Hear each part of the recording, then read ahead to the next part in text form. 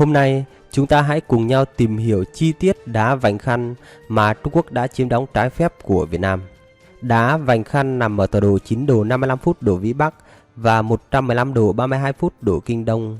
Đá Vành Khăn là một rạn san hô vòng thuộc cụm Bình Nguyên của quần đảo Trường Sa. Đá này nằm cách đảo Sinh Tồn Đông khoảng 57 hải lý về phía đông. Đá Vành Khăn có hình dạng hơi tròn với đường kính khoảng 4 hải lý, tổng diện tích khoảng 56,6 km vuông. Đa phần đá Vành Khăn chìm dưới nước. Vùng biển của đá Vành Khăn sâu từ 18 đến 30 m. Phần phía tây nam của đá thì an toàn cho việc neo đậu, trong khi phần phía đông bắc lại đầy đá san hô lởm chởm với độ sâu chỉ khoảng 1,8 m. Nước biển bao quanh đảo san hô tạo thành một đầm phá, tức là hồ có một cửa ra biển. Nước biển được bổ sung qua cửa đầm khi thủy triều lên. Khi thủy triều xuống thì nước trong đầm lại bị đọng lại. Nước biển còn sót lại trong đầm được ánh nắng mặt trời đốt nóng cô đặc lại, và một lượng lớn muối đã lắng đọng trong đầm tạo nên một mỏ muối hoặc đá kali và đá phốt phát. Đá Vành Khăn nằm ở phía đông quần đảo Trường Sa, là một rạn san hô hình bầu dục bị Trung Quốc chiếm đóng từ năm 1995. Bãi đá bị cải tạo quy mô lớn dọc theo rìa phía tây kể từ năm 2015. Tổng diện tích đá Vành Khăn đã bị cải tạo là khoảng 960.000 m². Tại đây có kênh tiếp cận, đê chắn sóng gia cố, cơ sở quân sự và nơi trú ẩn cho ngư dân. Sáng ngày 17 tháng 1 năm 1995, một tàu đánh cá của Philippines đã đi vào đầm phá đá Vành Khăn và tìm thấy một đội tàu xây dựng của Trung Quốc.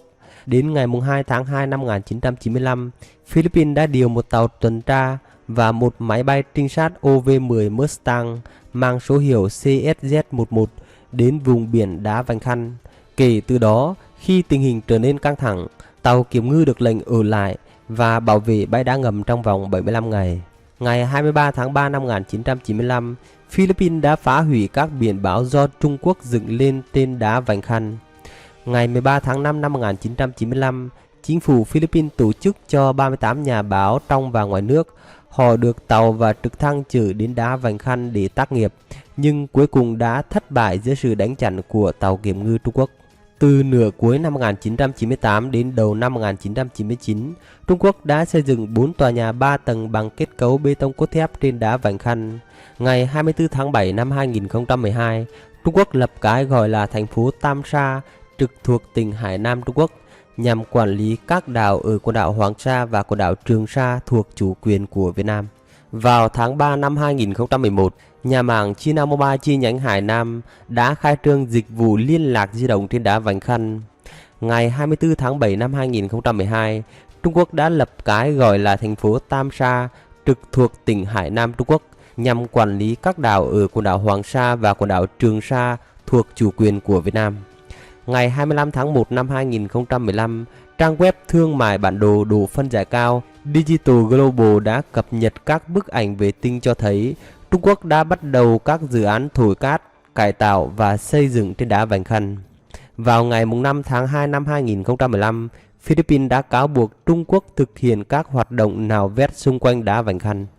Ngày 14 tháng 2 năm 2015, người phát ngôn Bộ Ngoại giao Trung Quốc bà Hoa Xuân Oánh đã tuyên bố rằng việc Trung Quốc nạo vét trên đá Vành Khăn là vấn đề của Trung Quốc, Philippines không có quyền lên tiếng. Vào cuối tháng 5 năm 2015, chương trình truyền hình Vành Khăn trái tim của biển của Trung Quốc đã tiết lộ diện tích quy hoạch trong tương lai trên đá Vành Khăn sẽ là khoảng 9,53 km², biến nó trở thành thành phố cực nam của Trung Quốc. Vào mùa thu năm 2015, Trung Quốc đã thực hiện các dự án xây dựng sân bay mới trên đá Vành Khăn. Đến cuối tháng 10, đường băng sân bay trên đá Vành Khăn đã được hình thành với chiều dài là 2.700 m. Khu vực đảo được hoàn thành hiện nay với diện tích đất vĩnh viễn khoảng 5,66 km², đưa đá Vành Khăn chính thức vượt qua đá Subi và đá Chữ Thập để trở thành đảo nhân tạo lớn nhất trên Biển Đông. Vào ngày 13 tháng 7 năm 2016, hai chiếc máy bay dân dụng của China Southern Airlines và Hải Nam Airlines do chính phủ Trung Quốc trưng dụng đã cất cánh từ sân bay quốc tế Hải Khẩu và hạ cánh trái phép xuống sân bay đá Vành Khăn mới được xây dựng. Đài CNBC của Mỹ ngày 2 tháng 5 năm 2018 dẫn các nguồn tin tình báo cho biết các tên lửa hành trình chống hạm ứng kích 12B và tên lửa đất đối không Hồng Kỳ 9B đã được Trung Quốc lắp đặt trên thực thể đá Vành Khăn thuộc quần đảo Trường Sa của Việt Nam. Các tên lửa này được tính toán có khả năng nhắm mục tiêu là máy bay, kể cả máy bay không người lái và tên lửa hành trình trong phạm vi 160 hải lý. Ngày 18 tháng 4 năm 2020, mạng truyền hình toàn cầu Trung Quốc ngang nhiên đưa tin chính phủ Trung Quốc đã thành lập 2 quần để quản lý các đảo ở quần đảo Hoàng Sa và quần đảo Trường Sa thuộc chủ quyền của Việt Nam.